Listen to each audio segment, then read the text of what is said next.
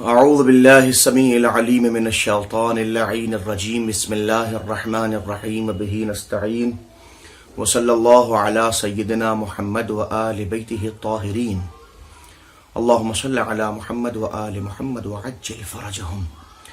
ناظرین محترم، السلام علیکم ورحمۃ اللہ تعالی وبرکاتہ۔ آئیے قرآن سمجھیں کے عنوان پر مسلسل آپ حضرات کی خدمت اقدس میں اس ماہ مبارک رمضان کی سعادتوں سے بہرور ہوتے ہوئے اور خدا کے اس دسترخوان رحمت سے مسلسل فیضیاب ہوتے ہوئے یہ کوشش کی جا رہی ہے کہ قرآن مجید کے کچھ خاص آیتوں کے معانی اور مفاہیم کو سمجھنے کی کوشش کی جائے۔ ظاہر ہے کہ وہ انسان کامیاب و کامران ہے کہ جو اس ماہ مبارک رمضان میں جو ماہ قرآن ہے، جو قرآن مجید کا مہینہ ہے، اس مہینے میں قرآن مجید کی کچھ آیتوں کو سمجھنے کی کوشش کرتا ہے تو یہ اس کے لیے بہت بڑی کامیابی و کامرانی کا سبب ہے۔ آپ حضرات کی خدمت اقدس میں وہ 26 آیتیں کہ جن آیتوں کے حوالے سے سپریم کورٹ آف انڈیا کے اندر ایک اپیل دائر کی گئی تھی کہ ان آیتوں کے ذریعے سے دہشت گردی کی تعلیم دی جاتی ہے، ہم ان آیتوں کی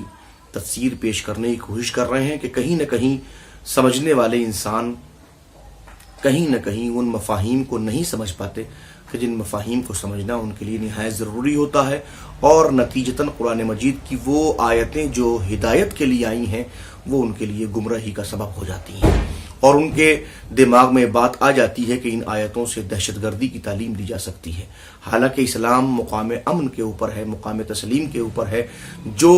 دنیا کو امن سکھانے کے لیے آیا ہے وہ دہشت گردی کی تعلیم نہیں دے سکتا۔ میں نے پہلی منزل کے اوپر سورہ مبارکہ بقرہ کی آیت نمبر 191 کو پیش کیا، اس کے بعد سورہ مبارکہ آل عمران کی آیت نمبر 151 کو پیش کیا، تیسرے نمبر پہ سورہ مبارکہ نساء کی آیت نمبر 56 کو پیش کیا، پھر چوتھے مرحلے کے اوپر سورہ مبارکہ نساء کی آیت نمبر 89 کو پیش کیا۔ آج آپ کی خدمت سے 5ویں آیت جو سورہ مبارکہ نساء ہی کی آیت ہے اور جس کا نشان 101 نمبر ہے۔ آپ حضرات ملاحظہ فرمائیے، میں پہلے قرآن کی اس آیت کی تلاوت کروں، پھر آپ کی خدمت میں ترجمہ پیش کروں، اور اس کے بعد میں آپ حضرات کی خدمت اقدس میں کچھ تفسیری معانی اور کچھ سیاق و سباق، تاکہ آپ حضرات قرآن مجید کی ان آیت کے صحیح مفہوم کو درک کر سکیں۔ بسم اللہ الرحمن الرحیم۔ وَإِذَا ضَرَبْتُمْ فِي الْأَرْضِ فَلَيْسَ عَلَيْكُمْ جُنَاحٌ أَن تَقْصُرُوا مِنَ الصَّلَاةِ إِنْ خِفْتُمْ أَن يَفْتِنَكُمُ الَّذِينَ كَفَرُوا ان الکافرین کانوا لکم عدوا مبینا۔ یہ سورہ مبارکہ نساء کی آیت نمبر 101 ہے۔ حکم ہوتا ہے کہ جب تم زمین میں سفر کرو تو تم پر کوئی حرج نہیں ہے کہ تم نماز کو قصر کر لو، یعنی کہ آدھا کر لو۔ اگر تمہیں خوف ہے کہ کفار یعنی کافرین تمہیں فتنہ اور خطرے میں ڈال دیں گے تو یقیناً اس وقت تمہارے اوپر لازم ہے کہ تم نماز کو قصر کر لو، بے شک جتنے بھی کافرین ہیں وہ تمہارے کھلے ہوئے دشمن ہیں۔ یہ قرآن مجید کی آیت کریمہ ہے۔ اس کو پڑھنے کے بعد لوگ یہ کہتے ہیں کہ یہ قرآن مجید غیر مسلم کو کھلا ہوا دشمن کہتا ہے، اور کھلے ہوئے دشمن کا کہنے کا مطلب یہ ہے کہ جو دشمن ہے اس کے ساتھ کس طریقے سے زندگی بسر ہونی چاہیے، یعنی کہ ایک پیار، محبت، اخوت، برادری اور ان جیسے الفاظ کا استعمال قرآن مجید کفار کے ساتھ میں نہیں کرتا۔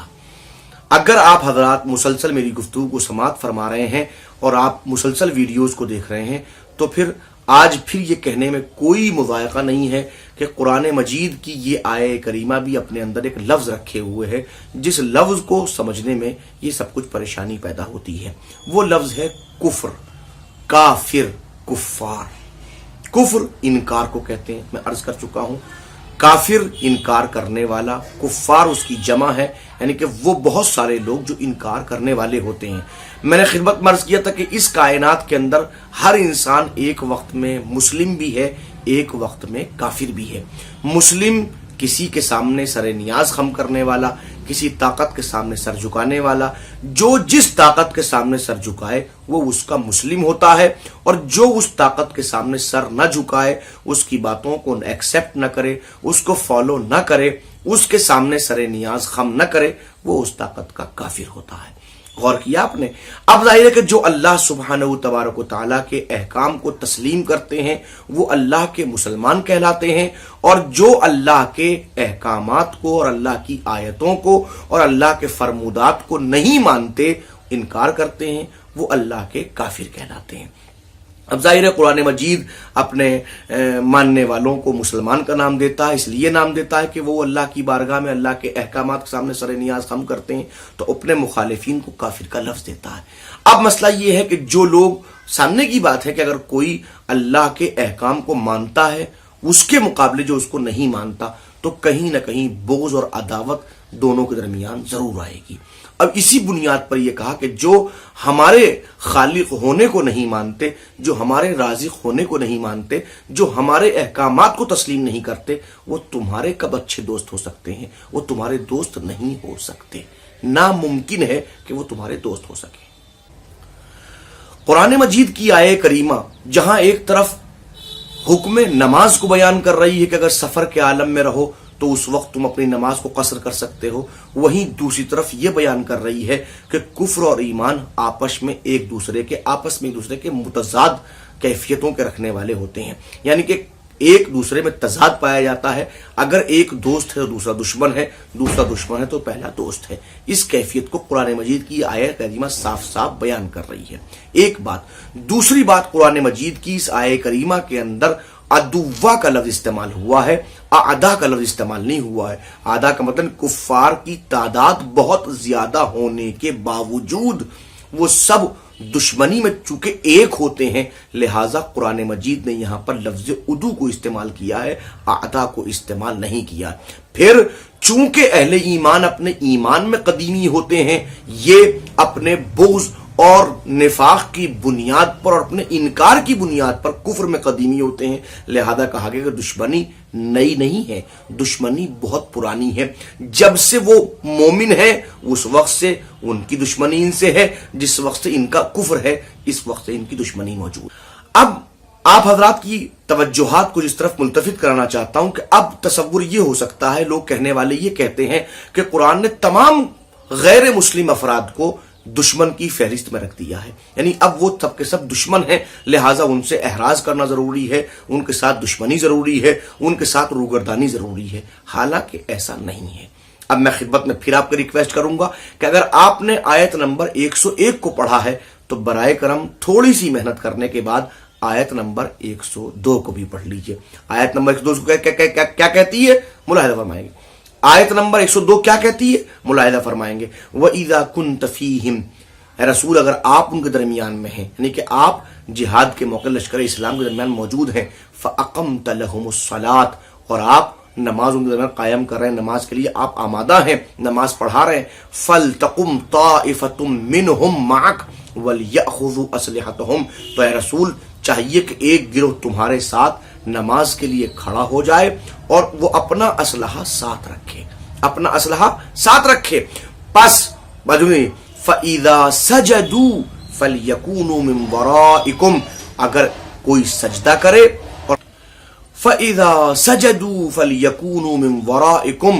وَلْتَأْتِ طَائِفَةٌ أُخْرَى لَمْ يُصَلُّوا فَلْيُصَلُّوا مَعَكَ وَلْيَأْخُذُوا حِذْرَهُمْ وَأَسْلِحَتَهُمْ، اور جب وہ سب سجدہ کر لیں اور قیام کر کے دوسری رکعت کو فرادہ پڑھ لیں اور پیچھے چلے جائیں تو تمہارے پیچھے نگہبان بن جائیں۔ اب دوسرا گروہ جس نے نماز نہیں پڑھی وہ آ جائے اور دوسری رکعت میں تمہارے ساتھ نماز پڑھیں۔ غور کیجئے گا، وَدَّ الَّذِينَ كَفَرُوا لَوْ تَغْفُلُونَ عَنْ أَسْلِحَتِكُمْ وَأَمْتِعَتِكُمْ، غور کیجئے گا، فَيَمِيلُونَ عَلَيْكُمْ مَيْلَةً وَاحِدَةً، غور کیجئے گا، جب یہ اسلحہ اس لیے ہے تاکہ تم غفلت کا شکار نہ ہو جاؤ، کیونکہ کفار اس بات کو دوست رکھتے ہیں۔ وَدَّ الَّذِينَ كَفَرُوا، جو کافرین ہیں، جو غیر مسلم ہیں اس منزل کے اوپر، جو انکار کرنے والے ہیں، وہ اس بات کو پسند کرتے ہیں، دوست رکھتے ہیں کہ تم اپنے اسلحے اور اپنے ساز و سامان سے غافل ہو جاؤ، غور کیجئے گا،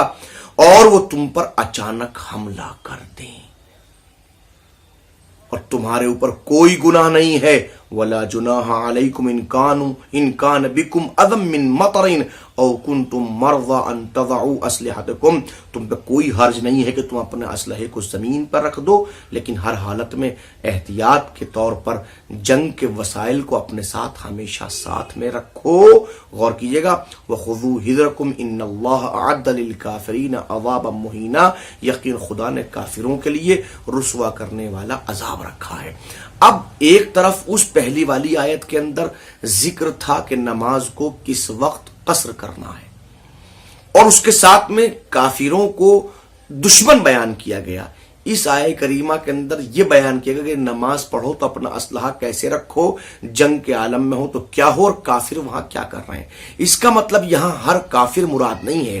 یہاں کچھ خاص کافر مراد ہیں۔ اب اس آیہ کریمہ کے اندر ہر کافر مراد نہیں ہے، بلکہ وہ خاص کافر مراد ہیں کہ جو اس منزل کے اوپر اے رسول آپ سے جنگ کرنے کے لیے آ رہے ہیں۔ تو ظاہر ہے کہ اگر دشمنی کی عنوان سامنے رکھا جائے گا تو ہر کافر کو اس جگہ پر نہیں رکھا جا سکتا، بلکہ میدان جنگ کے اندر جو لوگ حضور سرور کائنات کے مقابلے پہ آ رہے ہیں وہ کافرین اس منزل کے اوپر حضور سرور کائنات کے دشمن قرار پاتے ہیں، اور دشمنوں کے ساتھ احتیاط کرنا، ان کے ساتھ میں اس طرح سے پیش آنا کہ کہیں کوئی وہ حرکت نہ کر بیٹھیں اور آپ کی جان ختم ہو جائے، یا آپ کا اسلحہ چھین کے لے جائیں، یا آپ کو وہ ختم کر بیٹھیں، اس بات کا لحاظ کرنا ضروری ہے۔ لہذا ہوشیاری ہر جگہ ضروری ہے، خواہ نماز جیسی عبادت ہی کیوں نہ ہو۔ غور کیجئے گا، خواہ کسی بھی منزل کے اوپر ہے، دشمن سے غافل کسی بھی منزل پر نہیں ہونا چاہیے۔